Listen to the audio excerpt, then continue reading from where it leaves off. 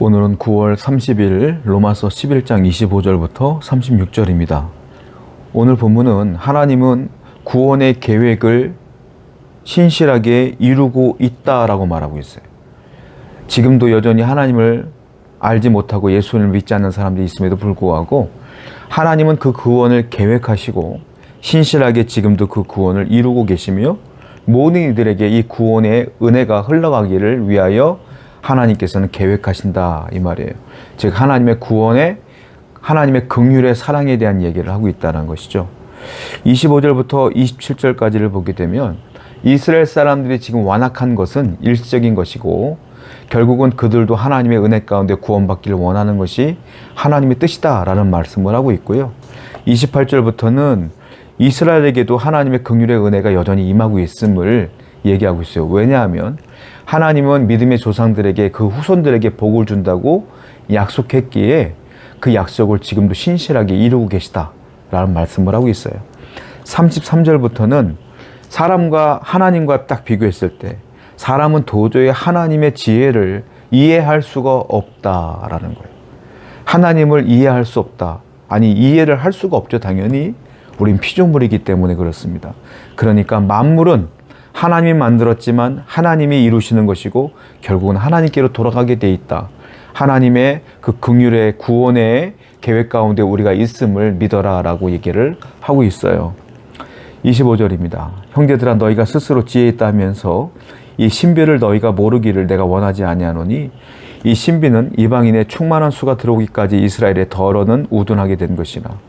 그래야 온 이스라엘이 구원을 받으리라 기록된 바 구원자가 시온에서 오사 야곱에게서 경건하지 않은 것을 돌이키겠고 내가 그들의 죄를 없이 할 때에 그들에게 이루어질 내 언약이 이것이라 함과 같으니라. 바울은요 구원을 어떻게 표현하냐면 신비 이렇게 표현해요. 신비. 바울이 아무리 생각해봐도 자기가 구원받은 것이 너무 신비한 거예요. 그래서 이 구원의 신비를 얘기합니다. 너희가 구원의 이 신비를 모르지 않고 다 알기를 원하노라 이 말이에요. 이스라엘뿐만이 아니라 이방인들에게까지도 하나님이 온 인류에게 이 신비, 구원의 신비를 허락해 주셨고 예수를 믿는 모든 사람들은 구원을 받게 되었으니 얼마나 신비롭냐. 이게 인간의 논리로 가능하냐? 아니라는 거예요. 내가 행위로 구원받는 것도 아니고 내가 단순히 예수님을 믿음으로 구원받는 것, 내가 영생을 얻는 것, 이게 너무 신비롭다는 거예요. 바울은. 이것을 그래서 바울은 신비다라고 계속 얘기를 하고 있어요. 바울이 이렇게 얘기하는 이유가 뭐냐면 이방인들에게 얘기하는 거예요.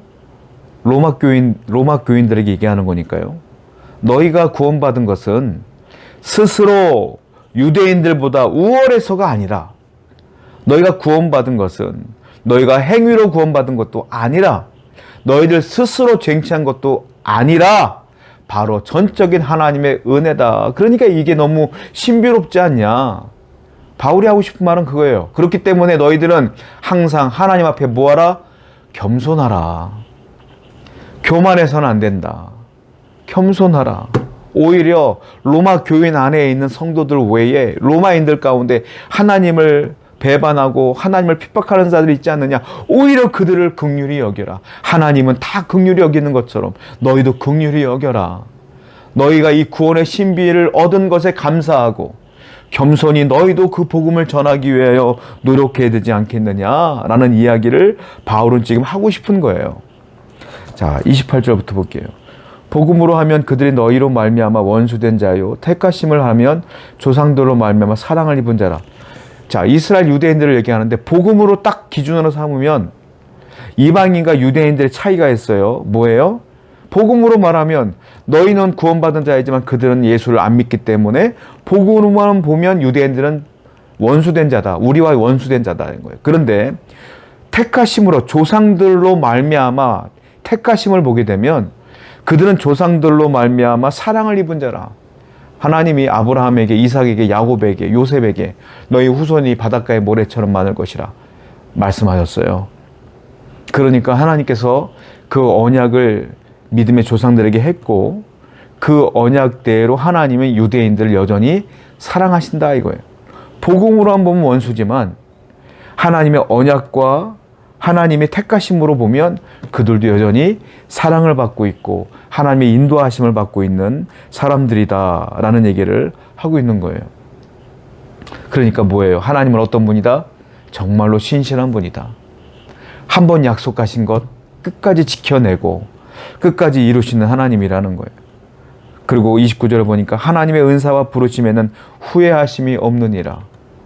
하나님이 이방인들을 부른 것도 후회하심이 없고 하나님이 이스라엘을 선택한 것도 후회하심이 없다.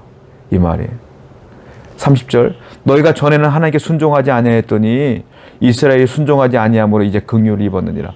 그들이 실패했기 때문에 그 복음이 너희에게 넘어간 거 아니냐. 너희들도 긍휼을 입은 거야 라고 말하는 것이죠. 그러니까 바울은 뭐라고 말합니까? 이제 다시 이 복음을 들고 너희들도 유대인들에게 또한 로마 안에 있는 로마인들에게 복음을 전하라. 너희도 긍휼을 입었으니 그 신비한 구원의 놀라운 은혜를 그들도 받아야 되지 않겠느냐? 우리의 사명은 이 복음을 전하는 것이니라 라고 바울은 또 얘기하고 있어요. 성도 여러분, 우리가 먼저 긍휼을 입었고 구원은 신비한 것이라고 바울은 얘기해요. 그 신비한 은혜를 입었고 긍휼함을 입었으면 나 혼자 구원받고 끝나는 것이 아니라 이 긍휼을, 이 복음을, 이 신비한 은혜를 우리 이웃에게 전해야 된다는 거예요. 전합시다. 말로, 삶으로 전합시다. 복음을 전하여 그들도 함께 하나님의 긍휼함을 입을 수 있도록 우리가 힘써 애를 써야 된다라는 것이죠. 36절이에요. 이는 만물이 주에게서 나오고 주로 말미암고 주에게로 돌아갑니다. 그에게 영광이 세세에 있을지어다. 아멘. 바울은 정확하게 얘기해요. 만물이 주에게서 나온 것이다. 그리고 주로 말미암아 살아가는 것이고 마지막에는 주에게로 돌아가는 것이다. 이 모든 세계는 결국은 하나님이 주관하는 것이다 라는 거예요. 그러니까 바울은 그걸 깨닫게 되니까 뭐 합니까? 그에게 영광이 세세에 있을지어다. 아멘. 뭐예요? 찬송으로 끝나는 거예요. 찬양하는 거예요. 이 진리를 아는 사람은 찬양이 나올 수밖에 없다. 내가 구원받은 것이 신비한 일이에요. 내가 어떻게 이 구원을 받을 수 있었을까 생각하면 감사가 터져나올 수밖에 없고 만물의 주관자이신 하나님께서 나를 이 땅에 보내셨으며 나의 인생을 지금도 주관하시며 앞으로 나도 그 영생의 구원의 은혜를 입은 내가 저 천국으로 들어갈 거야 라는 생각을 하면 당연히 감사와 찬양이 터져나오지 않겠느냐 이거예요. 왜 우리에게 찬양이 없어요? 왜 우리에게 감사가 없어요? 그 이유는 하나님의 주권이 지금 나에게 있음을 인정하지 않기 때문이에요. 하나님의 사랑과 긍휼하심이 내게 있음을 잊었기 때문이에요. 이 구원이 얼마나 신비로운 은혜인가를 우리가 까먹었기 때문에 그래요. 성도 여러분 기억하세요. 우리는 긍휼을 입었고 사랑을 입었고 하나님의 신비한 은혜를 입었어요. 그리고 하나님이 지금도 예전에도 앞으로도 우리를 인도하실 것을 굳건히 믿고 살아가는, 그래서 항상 기뻐하고 찬양하며 감사하는 여러분 되기를 축원드립니다. 기도하겠습니다. 하나님의 은혜를 감사하고 늘 감격하며 기뻐하며 찬양하며 살게 하여 주옵소서. 예수님의 이름으로 기도드렸습니다. 아멘.